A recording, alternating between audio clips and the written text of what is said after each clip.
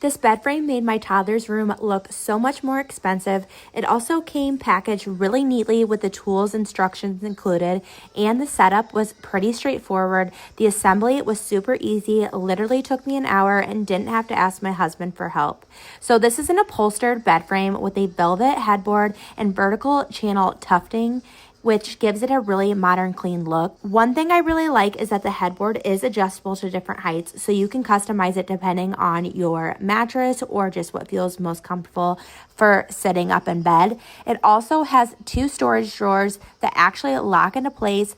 These are great for extra storage, especially for all those extra toys that I have laying around with nowhere to go, or even blankets, clothes, or just keeping clutter out of sight. The frame itself feels really sturdy, and it's designed to stay quiet too. There are noise reducing strips built in so you don't get squeaking or movement while sleeping. I think this works really well for apartments, guest rooms, or anyone wanting a more polished bedroom setup without taking up extra space. If you want a bed frame that looks stylish but also adds storage and support, this is a really nice option.